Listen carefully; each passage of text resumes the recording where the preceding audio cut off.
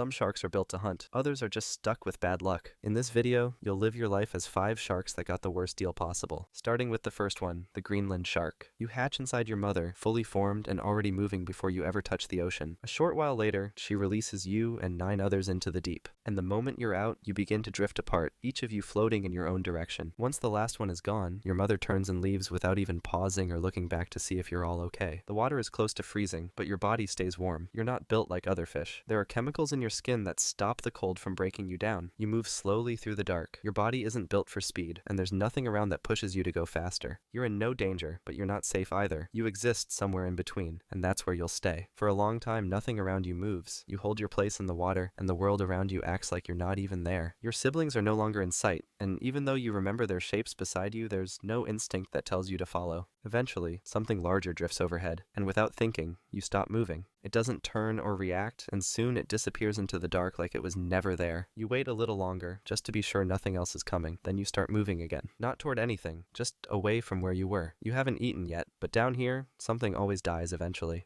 You're a few weeks old now, drifting lower into the water until the surface is far above you and the light no longer reaches. You stay around 500 meters deep, where almost nothing moves quickly and almost nothing wastes energy. Your body temperature is close to freezing, and your metabolism is slower than almost any other predator on the planet. You don't burn fuel quickly. You don't need constant meals. You can go months without eating if you have to, and nothing inside you will panic. Eventually, you find something, a small fish, already dead, drifting downward through the water in a slow spiral. It's soft, and too old for anything living near the surface to bother with anymore. You move toward it, jaws slightly open, ready to bite. Then you feel it, a low movement beside you. It's another shark, smaller than you, but not by much. It's one of your siblings, though you don't recognize it. You drift slightly closer, and so do they. The fish spins between you both, and you match angles, silently shadowing each other. Then you both lunge. Your heads clash mid-water, not hard enough to injure, but enough to knock each other off course. The fish spins away, carried by the current, and by the time you recover, it's already disappeared into the dark. The other shark drifts back into the murk without hesitation. So do you. Down here, this is how it works. Nothing stays alive for long, and not everything dead gets eaten. You haven't seen anything bigger than you yet, but eventually, something will show up that wants the same meal. You're a couple of months old now, and something has changed. Small crustaceans have attached themselves to your eyes, latching on tightly and refusing to let go. They don't kill you, but they've blocked your vision almost completely. The longer they stay, the worse it gets, and eventually, you go blind. But that doesn't matter. You don't need your eyes to find food. You've never relied on movement or light to track anything down. Your sense of smell is enough to pull you across the seafloor, and your skin picks up faint electrical signals from nearby animals when they come close. Then one day, while you're swimming next to the seafloor looking for food, something shifts. A strange vibration moves through the water. You turn toward it, not because you're hunting, but because it doesn't match anything you've sensed before.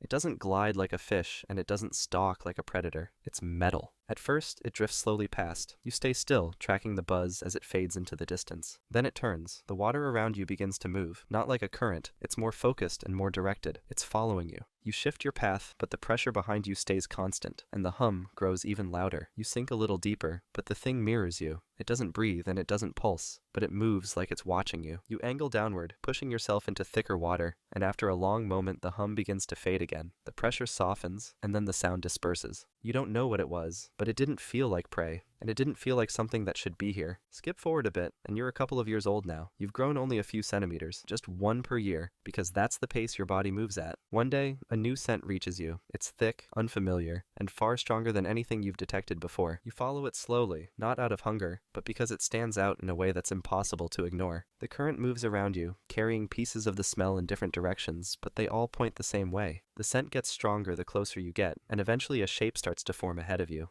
It's not anything you've seen before. Bloated, heavy, and sinking slowly. The body turns in the current as it falls. You don't know what a moose is, but that's what this is now. Smaller scavengers are already there, clustered along the edges. They've started feeding, but none of them are large enough to take more than the surface. As you move closer, they scatter without resistance. You open your jaws and sink your teeth into the thickest part of the body. The flesh is tougher than fish, but it gives way eventually, and you drift backward to swallow before circling again. Then, something wraps around your tail. It's fast, and it moves without warning. A sharp pain follows as something digs into your flesh. Not a bite, but a stab. You twist violently and the grip loosens. You catch a glimpse of it as it retreats. It's a shape with arms and no bones, a flash of long tentacles, and a dark, waiting eye. It's a squid. It doesn't chase you. It curls back around the carcass and disappears behind the body. You back away slowly, keeping the wound on your side away from the current. You don't fight back. You sink lower into the dark and keep moving. You don't know what else might fall from the surface, but next time you will make sure that no one steals it from you.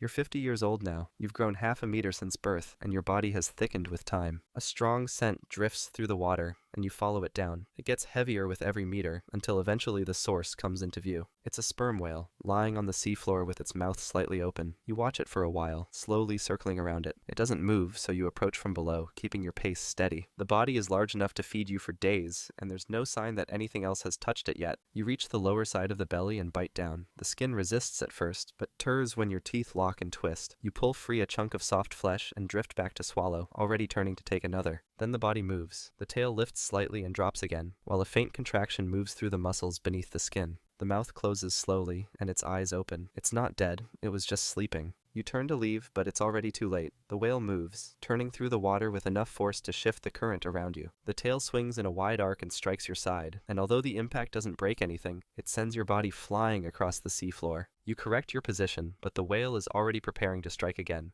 And this time you see the tail cut across just behind your head. The force alone disrupts the water around your body and drags you sideways again. You don't wait for a third strike. You angle upward and begin to ascend, pushing yourself into the higher layer of current. Your body is heavy, and it moves slowly, but it moves consistently. The whale follows for a couple of minutes, but after a while, the movement behind you stops. The pain settles in gradually, tracing a long line across your side that will stay with you for a long time. You don't stop because there's nothing to wait for. You managed to survive this time, but next time, you'll have to be more careful. You're 150 years old now, and your body has finally reached maturity. You are ready to reproduce. You keep drifting forward through the cold, just as you always have, and nothing in your path suggests that anything will be different. Then a new signal brushes against your skin. It's a soft pattern of electrical pulses that moves through the current. You follow it without hesitation, because something in your body responds before anything else can. Eventually, you detect movement ahead. It's slow and follows no clear direction. It's another Greenland shark, the first you've encountered in 100 years. It doesn't acknowledge you, and it doesn't move away. It just continues through the water, keeping its own pace, not faster than you, and not slower either. You stay beside it for a while, then you take your chance and mate. The process is simple and short, and once it's done, the shark in front of you begins to drift away. You don't follow it. The connection is over, and there is no reason to stay near each other. You turn in the opposite direction and continue forward through the current. There will be no offspring nearby, and no sign of what took place. You don't know when you'll encounter another of your kind again, but somewhere, one of them will carry what you've left behind. Skip forward a bit, and you're 250 years old now. While you're swimming, as usual, something catches your attention. You detect a scent. It cuts cleanly through the current, thick with fresh blood. You shift your path and begin to close in, letting the trail guide you downward through the colder layer. The body of a dead seal appears a few minutes later. Some of the tissue is torn, but it hasn't been picked over yet. A 6-gill shark is already circling, smaller than you but much faster. Its turns are tight and sharp, cutting closer with each pass. You adjust your angle and approach the other side of the carcass, staying clear and aiming for the softest part of the exposed muscle. You don't look at the 6-gill, and you don't change direction, but it moves in anyway. Its strike is sudden. Jaws open, body twisting sideways, it tears across your side and veers off before you react. The cut is deep enough to throw off your balance, and your body tilts as you pull away from the kill. But this time, you strike back. As it turns for a second pass, you twist and lunge. Your jaws catch its side just behind the gills. Your teeth sink in and tear a long, ragged wound as it thrashes free. It bolts into the dark, trailing a thick line of blood behind it. You don't chase it. You're still bleeding, and the wound on your side hurts with every movement. You swim down into deeper water, away from the feeding zone, and into a colder, thicker space. You settle between 2 slabs of rock and wait. The bleeding slows over several hours. You stay there until the wound is mostly healed and your movement feels steady again. When you leave, you don't return to the kill. This wound will close, but the next one could go deeper. You're 400 years old now, and the water feels the same as it always has. You follow a familiar current along the seafloor, keeping steady as the flow begins to shift slightly. Something ahead is moving fast enough to disturb the pattern, but not enough to trigger alarm. You change your path slightly and continue forward. Then the pressure changes. The first strike hits from below and lifts your body just enough to tilt you sideways. Before you adjust, a second impact spins you over and leaves you inverted. You try to correct your position, but the response never comes. The orientation disables your movement, and the water begins pulling at you from every side. Another hit drives into your side, followed by a deep bite that opens your underside. You try to move again, but nothing happens. More bodies close in from different angles. Their movements are faster than anything you've encountered before. One takes your pectoral fin, another clamps across your jaw and pulls. Your skin splits, blood spreads through the water, but your body no longer reacts. You don't struggle, just slowly progress towards stillness. The killer whales leave as quickly as they arrived. They take what they need and leave the rest to sink. After 4 centuries of motion, feeding, and quiet survival, your body stops where the current drops it. It won't be buried and it won't be remembered, but others will pass by eventually, and they'll take their share too. That was the Greenland shark. Next up, the decomposing nightmare with a sword for a face, the goblin shark. For months, you grew inside your mother, surrounded by your siblings. At first there were many of you, but now only a few remain. Because not all of you were meant to survive. Inside the womb you didn't just grow, you fed. Not on your mother, but on unfertilized eggs produced just for you. Some of your siblings weren't as lucky. The strongest grew, and the weaker ones didn't. Now, you are ready. The walls around you contract, pushing you forward. And suddenly the warmth of the womb is gone. Water rushes against your skin, filling the space around you. There is no mother waiting for you, no siblings to stay by your side. The moment you entered this world, you became just another predator in the deep. And right now, you're a small one. Something moves nearby, a flicker of movement just outside your vision. You don't see it, but you feel it. Tiny electric pulses flicker in the water. They are barely noticeable. But your snout picks them up. This is going to be your first hunt. You slowly move toward the signal because your body isn't built for speed. You actually don't need speed, you just need to get close. Then you strike. Your jaw launches forward, far beyond your mouth, and your teeth snap shut around something that moves for a second before going still. You pull your jaw back, swallowing your first meal whole. You don't think about what it was. A fish, a crustacean, maybe even another goblin shark born just seconds too late. And now, for the first time, you flick your tail and push yourself forward. There is no place to hide here, so you sink lower, disappearing into the dark. It has been a few weeks since you were born, and you are getting better at surviving in the dark. The deep is quiet, but it is never empty. You are small and easy to miss, which is exactly how you survive. You don't move much. Instead, you let the ocean carry you. Your body floats easily because of the thick oil inside your liver. The less energy you waste, the better. Then something moves. A dim shape flickers in and out of view. You don't react right away. You let your snout do the work. Faint electric signals pulse through the water, too steady to be a struggling fish and too slow to be prey. You drift closer until the shape becomes clear. It looks strange. Its body is dark, but its head is completely clear. It's a barrel-eye fish. Through the glassy dome of its skull, its green eyes shine like dim lights. It doesn't swim like other fish. Instead, it floats in place with its eyes locked on something above. You don't know what it's watching and you don't care. You're more focused about how you're going to eat it. You move a little closer, waiting to see if it reacts, but before you can get near, it moves. Its fins tilt slightly, and in one smooth motion it swims away, disappearing into the dark. You hesitate for a moment, wondering if you should follow, but there's no point because you're not fast enough. You stay where you are, letting the moment pass, but the encounter stays in your mind. You are not alone down here. Now you are a few months old, stronger than before, but still small enough to be a target. You are getting better at hunting, but you still have a lot to learn. The deep sea is full of creatures that don't move much, and that suits you just fine. Drifting near the seafloor, you sense something ahead. It's small, barely moving, and hidden in the sand. You move closer, carefully trying to keep your body still. When you are close enough, you strike. Your jaws shoot forward, snapping at the spot where the signals are strongest. But the moment your teeth touch the sand, something happens. A sudden shock runs through your body. A painful jolt that makes your muscles stiffen. The sand bursts apart, and before you can react, the creature shoots away in a cloud of dirt and debris. You stay frozen for a moment, trying to understand what just happened. The signals are gone. Whatever was there escaped. It wasn't just any fish. It was a stargazer, a predator that buries itself in the sand and waits for prey to get too close. You thought you were the hunter, but instead you walked right into its trap. And the shock? That wasn't an accident. Stargazers can produce electricity to stun their enemies. You shake off the feeling and move away. Embarrassed, though no one is watching. This time you were too confident. You won't make the same mistake again. At 6 months old, you're starting to see things that make no sense. The deep sea is dark, but sometimes something breaks the darkness. Light, faint and distant, glowing in the water like a signal. You don't see light often, and when you do, it means one of two things: food or danger. Drifting in the open water, you notice something ahead. A soft blue glow, pulsing slowly in the distance. It is too smooth to be another fish. It doesn't move like prey. You don't know what it is, but you are curious. You move closer, careful not to get too close too quickly. The glow becomes clearer. It's not a fish, it's something much bigger. It is a deep-sea jellyfish. You stop and watch. You have never seen anything like it before. Then, without warning, the glow changes. It flares bright, then bursts outward in a wave of pulsing light.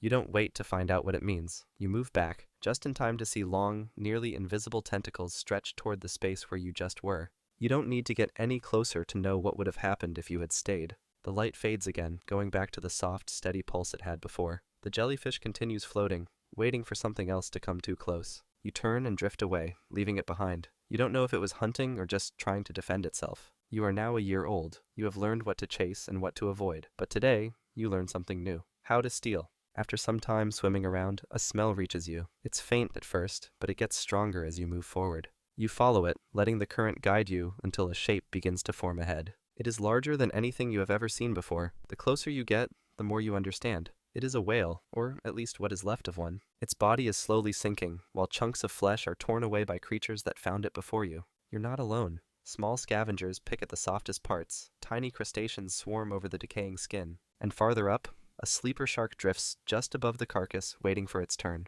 You move closer and open your jaws, testing the flesh with a careful bite. It is different from what you are used to, but it's food, and in the deep sea, food is never guaranteed. Then the sleeper shark moves. It was watching and waiting to see if you would get too close. Now it's swimming forward, cutting off your path to the carcass. It's larger and much stronger than you. You have no choice this time. This is not your meal. You back away while keeping your movements very, very slow. The shark, luckily, doesn't follow you.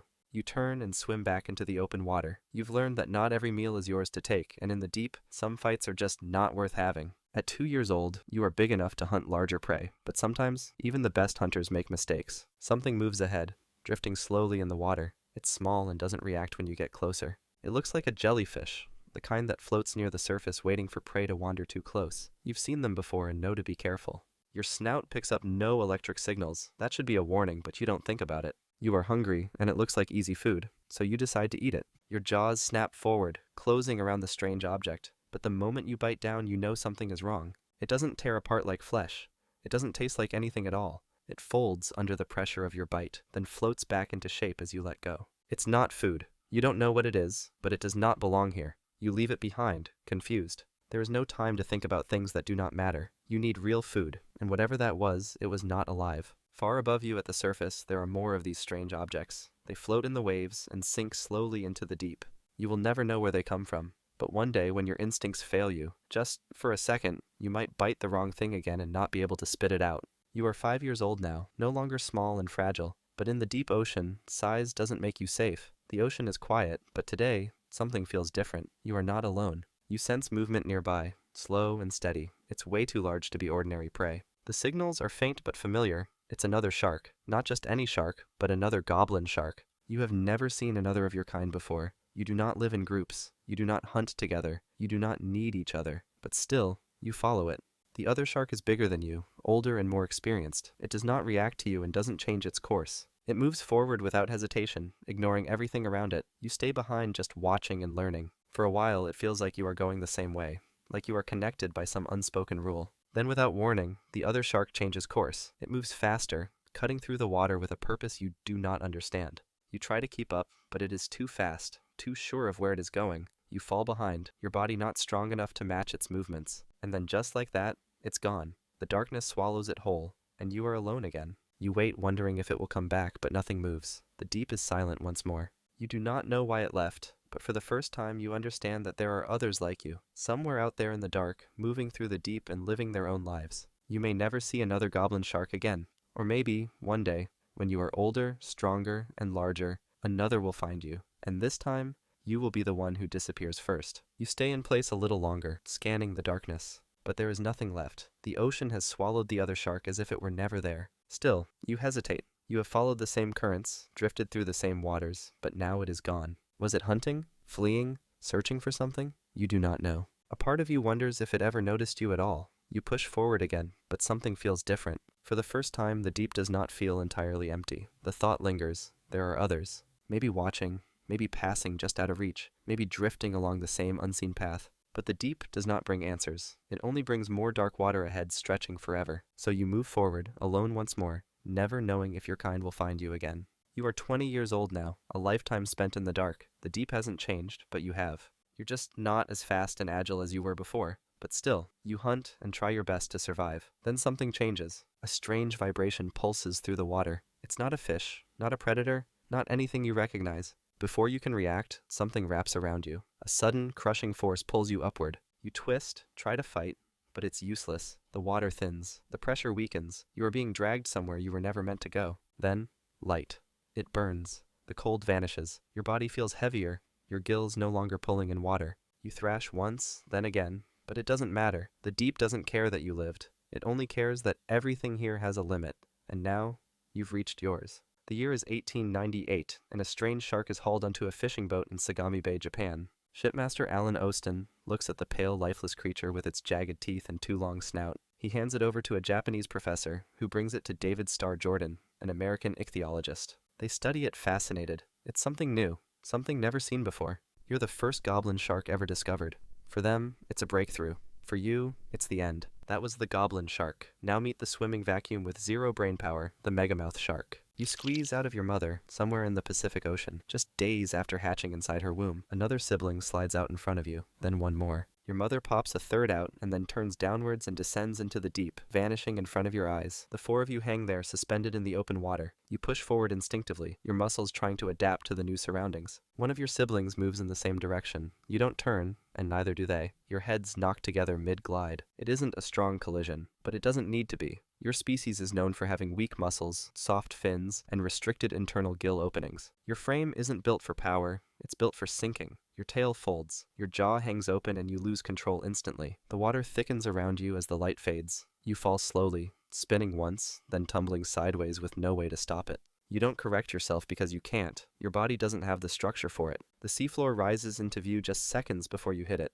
Sand lifts in a thin cloud and settles over your skin. You lie still, half buried with your jaw tilted. The others are gone. You don't see any movement nearby. Nothing followed you and no one landed with you. The collision didn't injure you, but the drop knocked the strength out of your body, and you're not built to recover fast, so you stay there, motionless. You'll rest here for a few days, and then you'll rise again. Skip forward a few days, and you're super hungry, so you go to find food. During the day, you stay low, as deep as 1,500 meters. There's nothing to chase here and nothing chasing you. But when the water darkens, something changes. Your food rises. Plankton, tiny, drifting creatures too small to swim or flee, move up toward the surface. During the day, they sink to stay hidden. But at night, when the predators leave, they come out to feed, and so do you. You follow the rising bloom, swimming slowly upward into shallower water, until you reach the upper layer between 12 and 25 meters from the surface. That's where the plankton thickens. You open your mouth wider than usual, letting water flood through your gills while you drift through the swarm. You don't bite, you just pass through the cloud with your lips stretched and your body loose. Then something presses into your jaw.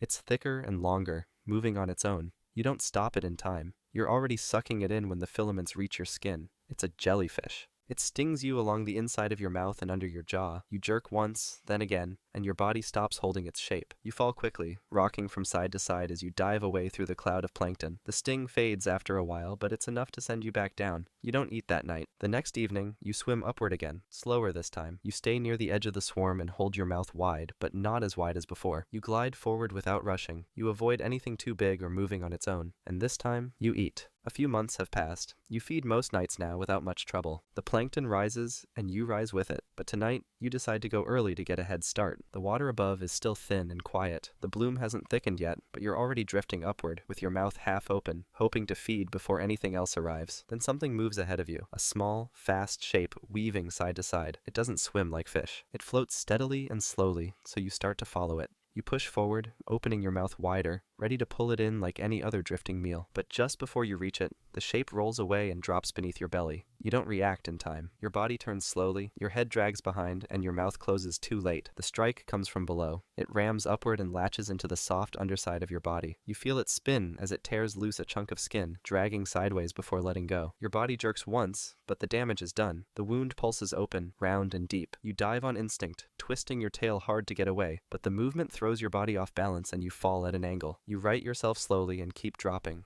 pushing away from where the strike came. Then you see another shape, same size, same speed, just at the edge of your vision. It doesn't attack and it doesn't leave. It just hovers in place, watching. But you don't wait. You dive deeper, body tilted, letting gravity take over until everything above you is gone. You don't stop until the water is thick and still again. You stay low for 2 nights. The wound stays open. It doesn't clot properly, and your energy drops as you hold your place without feeding. When you rise again, you make sure you do so at night, and you stay clear of anything moving against the current. Skip forward a bit, and you're 3 years old now. You've grown to around 1 or 2 meters long, and tonight, you've decided to migrate. You're gliding toward a different part of the ocean, following the slow-moving current through the upper layer as the water thickens with plankton. You've done this before and nothing ever gets in your way, but this time, the current feels disturbed. Something ahead is moving through it, a massive shape sliding across the bloom. A whale shark. It's much bigger than you. As it happens, you're the smallest of the 3 filter-feeding sharks. Basking sharks can reach 10 meters. Whale sharks grow up to 20, but you'll barely reach 5. And today, you can consider yourself unlucky, because the one in front of you is at least 15 meters. Its mouth is already open, swinging gently side to side as it pulls in water by the ton, funneling everything in front of it straight through its body. Plankton disappears in waves. The space behind it clears, then fills again just as fast. You start to follow, staying low and behind, but it turns slightly without warning. Not toward you, though. It doesn't even notice you at all. But now it's drifting forward, straight into your path, with its mouth still open. You try to swim away, but you move at 2 kilometers per hour, while the whale shark moves at 5. The suction reaches you before its body does. Your jaw tilts open as the water pulls you backward, dragging your head and shoulders into the current. You try to angle your body sideways, but the pressure locks your movement, folding your body inward as the bloom rushes past your face. Your tail kicks once, but there's no grip. One fin tucks beneath you by accident, and your body starts to roll. You spin once toward the pull, then again, this time faster. You try to right yourself mid-twist, but the suction catches your underside and drags you higher into its path. You twist hard, point your body down, and force yourself into a dive. The current holds a second longer, stretching your tail backward as your head tilts down. Then it snaps free. The pressure fades, just as the whale shark's belly passes meters overhead, its body swinging side to side as it glides past without slowing. You drop quickly, with your tail loose and body lopsided. The spin doesn't stop right away. You fall through the water and roll once more before leveling out, disappearing into the dark below. At 5 years old, you've nearly doubled in size. You're just under 4 meters now, drifting through the bloom like always, with your mouth open and your body steady. Feeding isn't difficult anymore. You know where to go and how to move. Then you notice another shape. It's gliding a few meters ahead of you, moving toward the same thick patch of plankton. It's the same size and has the same rhythm. You angle forward without thinking. You push faster, adjusting your path just slightly to cut in front. The bloom thickens and you glide through it first. The food pours through your mouth and down your throat before the other shark even gets close. It slows down, then turns away. You've never done that before. You fed first, you took the better path, and for once, something in this ocean backed off because of you. But the moment doesn't end. The shape doesn't leave. It circles once, drifting lower. Then it turns again, and now you see it clearly. It's a female. You react late, but you react. You fold your body forward and begin to chase. She's already further than she was a moment ago. You push harder, but she's pulling away. Her movements are quicker, more controlled. You hold the pace as long as you can, but the gap doesn't close. Then she's gone. You turn back and drift through the edge of the bloom again. The plankton is still thick here, and you feed like you always do. But this time, you finish slower, and this time, you're not full. At 6 years old, you've grown to around 4.5 meters. It's daytime, and you're drifting through the deep water like usual. But today, you're not alone down here. Something feels wrong. The pressure around you dips in uneven waves, and the water starts to shake, not in pulses, but in long, rolling thuds. You turn your head slowly, then you see them. 3 massive shapes, spaced wide apart, moving in a line toward you. Sperm whales. They don't swerve. They don't stall. They just keep coming. One of them drops beneath you, sinking slowly like it's setting a trap. Another moves slightly to your left. The third rises higher, above your head, blocking the only path back into open water. You try to hold position, but your body starts to tilt. The pressure is shifting faster now. Then the middle one charges. It doesn't aim for your head or your tail. It just brushes past you, a deliberate angled pass. Its tail clips your side as it goes by and the skin tears open. A deep wound runs down your flank. You'll carry the scar for the rest of your life. The wave pushes you sideways and drags your body into a spiral. You roll once, then twice, trying to recover before the others follow through.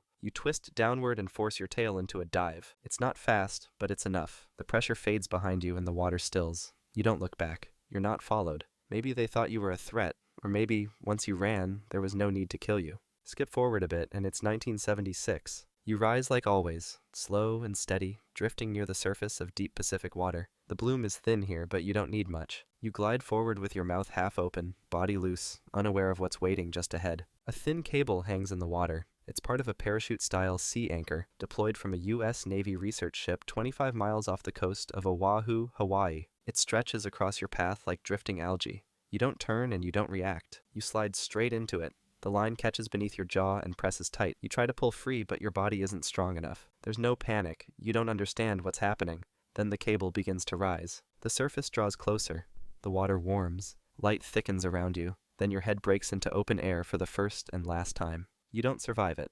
Your body is hauled aboard the ship, still tangled in the sea anchor. You're 4.5 meters long and weigh over 1,500 pounds. No one on board recognizes what they're looking at, because until now, no one has ever seen your kind. They transport your body to a Navy lab at Kaneohe Bay. Local marine biologists arrive, followed by phone calls to shark experts around the country, but nobody recognizes you. One of the first scientists on the scene is Waikiki Aquarium Director Leighton Taylor. He nicknames you megamouth because of the 3-foot wide rubbery jaw hanging open on your face. Later, when you're formally described, they give you a scientific name, Megachasma pelagios, the giant yawner of the open sea. You become the first known member of a brand new family, genus, and species. Scientists study your teeth, tissue, and stomach contents. They learn you fed on deep-water shrimp, that you were a filter feeder like the whale and basking shark. You were the third of your kind, and until then, the rarest. That was the megamouth shark. Next is a prehistoric mess that swims like a broken eel, the frilled shark. You squeeze out of your mother into the ocean, after almost 3.5 years inside her, the longest pregnancy period of any animal in the world. Around you, 5 siblings are quickly released into the water. Before any of them can process what just happened, you swim away knowing that staying close is only going to cause trouble. As soon as you are gone, your mother swims away too, leaving the others alone. You keep moving, each slow pulse of your tail pushing you forward as your body adjusts to the new weight of the water. You're not built for speed, but instinct pushes you on. You need to feed.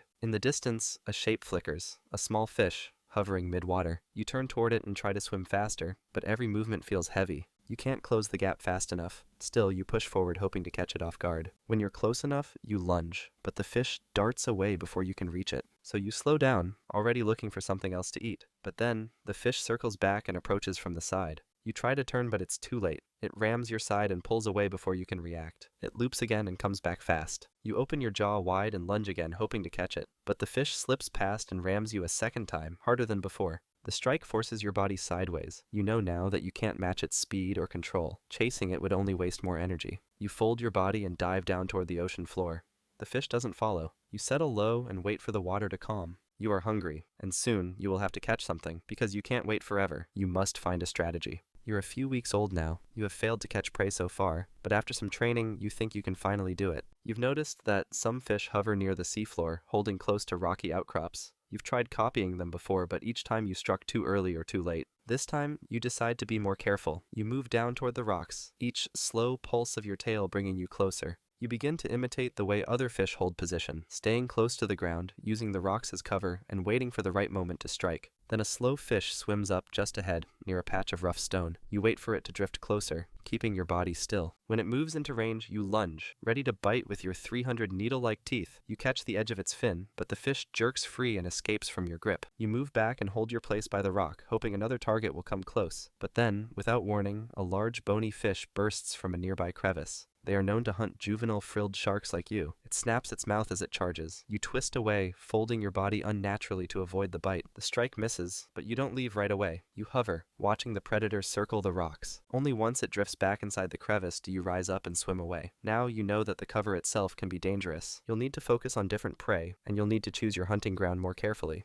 You're a few months old now. You've caught small prey here and there, but feeding is still slow. Each hunt drains more energy than it gives back. Then a new scent reaches you, a strong trail of decay drifting upward through the water. You turn toward it and begin to follow. The scent pulls you deeper, past the layers where fish still swim and down toward the seafloor. You know now that whatever it isn't fresh, but it is still food. As you get closer, you spot a carcass resting below. You adjust your angle to approach carefully. Then you notice movement. Another creature is already here. It's an eel, hovering just above the body. You stand your ground and decide to hold your place. The eel turns and senses your approach, but instead of fighting, it backs off and drifts away into the dark. You don't chase it. You pulse your tail once and move in to take the carcass for yourself. You extend your jaw and bite. The flesh gives way easily, but something is wrong. The skin is covered in parasites. Tiny copepods latched deep into the tissue. You rip off a chunk and swallow it anyway. As you feed, several parasites break free and latch onto your skin, and a few find their way near your eyes. At first, you ignore them and keep feeding, but the irritation spreads fast. A few hours later, it becomes too much. You twist and swim in wide spirals, trying to shake them loose, but no matter how fast you move, they stay attached. You dive again, pushing yourself down toward the rocks and rub your body and head hard against the rough surface.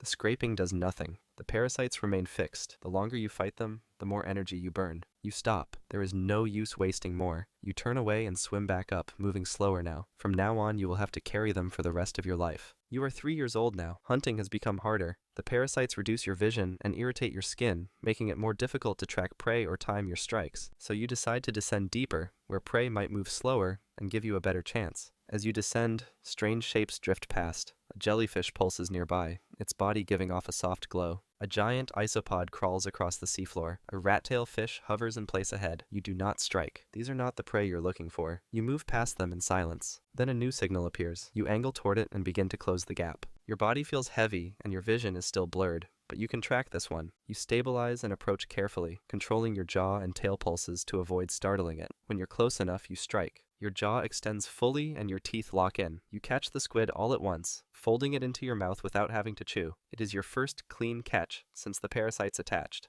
For a moment, your body feels lighter, but as you keep moving through the deeper layer, the signals grow weaker. Fewer prey move here. Most have learned to stay hidden. Here, the targets are easier, but they are rare. You cannot stay deep forever. Skip forward a bit, and you're 8 years old now. Hunting comes easier, even with the parasites clouding your vision. You've learned when to strike and when to wait. Now you detect a strong signal ahead. You think it is prey. You swim closer, slowly and carefully navigating through the dark, deep water. Then the shape comes into view. It's not prey. It is a 6-gill shark. You start to turn away, but the 6-gill notices you. It changes direction and swims toward you. You hesitate. You do not know if you can win, but instinct drives you to fight. You lunge and extend your jaws, snapping forward. The 6-gill twists and dodges, then drives its body sideways and bites into your back. Pain spreads through your body. You twist hard and break free. You pulse your tail and push forward, but the 6-gill is already behind you. You try to angle away, but it tracks every movement, staying just out of reach. It closes in again. This time it locks its teeth onto your back fin and pulls. You twist and fold your body, forcing a hard lunge forward. The grip breaks, but your tail drags heavy behind you. You know you can't win this fight, so you run. You swim upwards, but the 6-gill chases. It's built for swimming, unlike you who's built for floating. You keep pushing though. The gap barely holds. The 6-gill stays on your trail. You can feel its signals closing again. Then you spot something in the distance moving fast. It's the killer whale mafia. They do not care who started the fight. They care who looks weakest. The lead orca swims straight at you. You are trapped between two predators. You prepare to strike, but the killer whale passes over you and targets the 6-gill instead. The water explodes, and a sudden wave of force throws you sideways. You twist and push forward, forcing yourself through the chaos. You drift lower with your body torn and exhausted. Now you know. You do not fight what is bigger than you. Skip forward a bit, and you're 12 years old now. You are older, larger, and your body is fully mature. You drift slowly through the deep. The water around you stays empty, until a large shape appears ahead. It's not prey, and it's not a predator, so you move closer out of curiosity. The shape feels familiar, but rare. It's another frilled shark. You rise from below because instinct tells you not to come head on. You angle upward, keeping beneath the other shark. Your body stays low and steady, hidden from view. Now you can see it clearly. It's a female almost twice your size. The instinct to strike takes over. You lunge upward and bite, grabbing onto her body with your teeth. Your body twists slightly as you hold her in place. You position your claspers and mate. The female does not fight. She holds the position. The process is fast and instinctual. There is no connection. Once it is done, you release your grip and drift downward. The female swims away, leaving no sign of what just happened.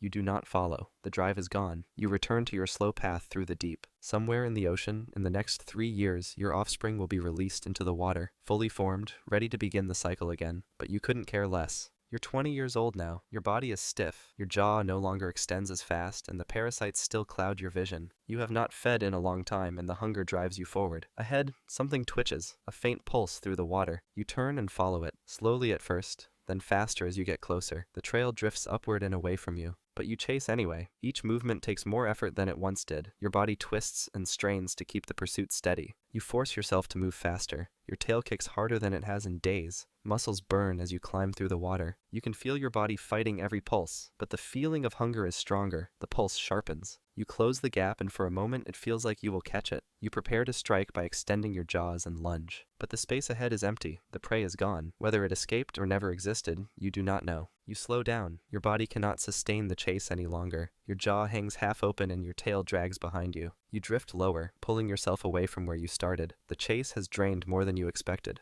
But hunger will return, and when it does, you will have no choice but to chase again. You have lived for many years in the deep sea, unseen by humans, but on the surface, your kind has slowly become known. In 1879, a zoologist named Ludwig Döderlein collected 2 of your kind in Japan. He took them to Vienna, but the taxonomic manuscript was lost. Then, in 1884, zoologist Samuel Garman published the first formal description of your species in the Bulletin of the Essex Institute. He gave you a name, the one on the screen right now, the frilled shark. Your name comes from Greek and Latin. For decades after, your kind remained poorly understood. Only a few scattered specimens were caught by accident. No one had ever seen one of you alive. Then, in 2004, a frilled shark was captured alive off the coast of Japan. The capture confirmed that your kind was still active in these waters, but no one had filmed one yet. Now skip forward to your final days. You are old, your body is stiff, and your vision clouded. You have not fed in some time, but the hunger drives you higher. Near the surface, you attempt one more hunt, but your body cannot keep pace. You miss your strike. You become disoriented and injured. Fishermen spot you drifting near Numazu. They capture you alive. You are transported to Awashima Marine Park and placed in a saltwater tank. There, for the first time, cameras record a live frilled shark. They film you as you swim slowly, your body no longer built to fight. The footage is released on the internet and shown on television. A global audience watches as you drift through the tank, but it is too late. You die just hours later. That remains the first and most famous video of your kind alive. Most of your kind still live where they always have, in the dark. That was the frilled shark, finally the world's biggest fish, with one of the most useless lives, the whale shark. You're an egg inside your mother, with around 300 siblings around you. A few days later, you hatch. You swim forward and push past the others, brushing against their bodies, some of which are still curled, some twitching, and some not moving at all. Ahead, the tunnel narrows. Your mom's muscles contract and the water surges forward, pulling you with it. You're squeezed through the birth canal and flushed out into the open ocean. Your body flips once, then straightens out. Your tail steadies you, fins balance you, and for the first time, you're outside. Your mother doesn't wait for you since you're already independent. She descends into the deep without a sound, and you never see her again. Then, something floats beside you. It doesn't blink or move. It's your dead sibling that didn't make it, because only around 10% of your kind survive the birth. You turn slightly and swim away from it, not because you're afraid, but because you know it's already over for them, and it's only just begun for you. You swim forward in search of food, letting the current pull you through patches of light. That's when you see something long and silver floating in front of you. It glints as it moves, so you decide to get a little closer. But then it turns around. It's not food. It's a marlin. As soon as it spots you, it starts swimming straight in your direction with its jaws slightly open and its eyes locked on you. You don't run or even move. You just watch it come, because there's nothing you could do anyway. But then it glides past your side and strikes the body behind you instead. The dead sibling that you just went past disappears in a splash of red. You move to the side and swim forward as fast as you can, which is not very fast as your top speed is only 3 miles per hour. You leave the scene behind and open your mouth for the first time, filtering the water that floods through your gills. You don't know what you're eating, but it's small, soft, and slow. And that's enough for now. So you keep moving and don't look back, because in a few days, the surface is going to bloom. And when it does, the ocean will get crowded. You're 1 month old now. In the time since birth, you've grown to nearly 2 feet long, but you're still small enough to vanish in a shadow. You stay close to the surface, riding the current and feeding almost constantly. Your mouth stays open as you move, filtering thousands of tiny organisms with every beat of your tail. You don't chase, you don't attack. You just move through the water and let it feed you. Most of your siblings are already gone, picked off by predators, or too slow to keep up. You haven't seen another one in days, but something's changing in the water around you, because you're nearing the bloom. And this time, you're not going to be the only one feeding. The coral starts spawning all at once. It begins as a light haze in the water, then thickens until everything turns cloudy. You swim straight through it with your mouth open, dragging a curtain of eggs and larvae across your gills. The food is everywhere, and for a moment it feels endless. Then, the others arrive. Small fish dart in first, ripping through the cloud with open jaws. Behind them, tuna and jacks strike in wide bursts. Then reef sharks appear, scattering the schools and driving them into tighter packs. You stay low and keep filtering, but you're not the only whale shark here. One rises from below. It's bigger and older, nearly twice your size. It doesn't slow when it passes. It just pushes the water aside like you're not even there. You rise into the bloom, angle your body up, and stop swimming. You start suction feeding, drawing in prey with each full body pull. It's way more efficient than swimming, and for a few seconds, it works. Then you get hit. Another whale shark collides with your side and throws you off balance. Your mouth slams shut, and the prey cloud scatters. You flip once, regain control, and open your jaws again. But it's already gone. The bloom is thinning. What's left has been torn apart or eaten. You leave the reef half-fed, not because you were too slow, it's just because you were too small. And the next time the water fills like that, you'll have more than food to worry about. Skip forward, and you're 8 months old now. You've grown to nearly 2 meters long, and your body's strong enough to ride currents without drifting. You feed while moving, keeping your rhythm calm and barely changing direction. But tonight, something's off. There's a shape ahead, floating a few meters in front of you. It's not moving or drifting. It's just sitting there. It has no fins and no tail. You don't detect any scent, so you slow down and angle slightly toward it. You can sense electromagnetic fields, but this thing pulses with something wrong. It doesn't feel like an animal. It feels artificial. You move a little closer, drawn more by confusion than hunger. Then it flashes. A red burst from the side blinks once, lighting the water in front of your face. You jolt back and twist, diving down without thinking, but it's too late. The object surges forward and slams into your side, and a thin point drives into the flesh behind your gills. It's not a bite or a tear, just a single puncture. You flinch and spiral, but the thing doesn't follow. It drops away, disappearing as fast as it came. The pain doesn't stop. You keep diving until the light fades above you and the pressure builds below. The hook stays in. It doesn't bleed, and you can't really reach it and take it out. So you rest deeper than normal for the next few days, avoiding the surface and avoiding anything that you could encounter. When you finally rise again, you feed slower and make sure to steer wide around shadows. You don't know what it was, but it knows where you are now, and it's not the last one you'll see. You're 2 years old now and just over 3 meters long. You've been roaming further lately, because the upper water's too crowded and you can't catch food so easily. Swarms of smaller fish weave between the light. A turtle floats above you without moving its fins. You pass underneath it without changing course, not looking for anything specific, just holding your path and keeping your distance. Then something hits you from the left. You don't see it coming, only feel the flash of movement and then the pressure. A sharp contact slams against your flank, then drags backward.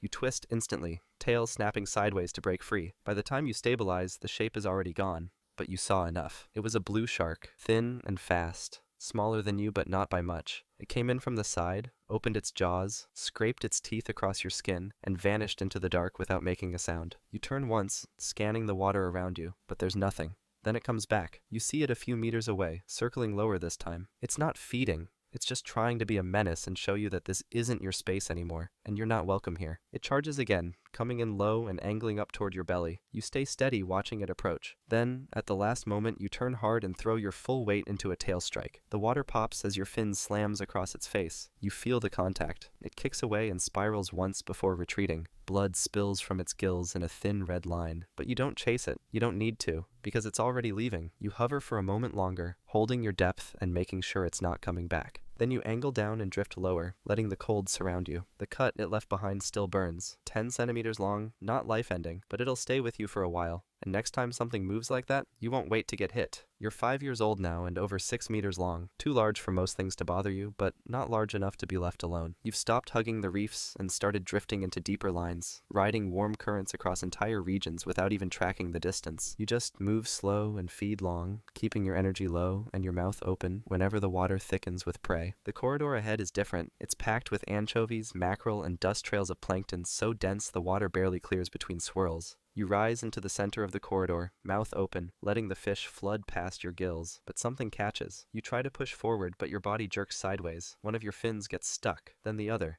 You've hit a net. It's stretched tight across the water column, nearly invisible. You twist once and feel the tension pull across your back. You freeze. Then the water shifts. Shadows move around the edge of the school and come straight in your direction. It's the killer whale mafia. They circle slowly at first. One nudges the net, another pulls at it with its teeth. They're not confused. They're testing it. Then one yanks the top corner, and another slams into the middle. The lines snap. You kick once, find a gap, and break through, but they follow. One orca closes on your tail, but you don't run. You already know what to do. You pivot and throw your weight sideways. Your tail slams against its face. It flinches and falls back. The rest slow down. You drift lower and don't look back. They weren't there for the net. They were there for you. Skip forward a bit, and you're 30 years old now. You've stopped chasing dense blooms and started tracking something else entirely. The water carries a signal you've never followed before. It's weak and very faint, but consistent enough to pull you forward. It's not the smell of prey. It's something older, something meant for your kind. You follow it across open water until everything around you turns still. That's when you see her. She's ahead and slightly below, her body much larger than yours. She moves just enough to stay upright, as if the ocean is doing most of the work for her. You don't veer off or rise above. You just move in alongside,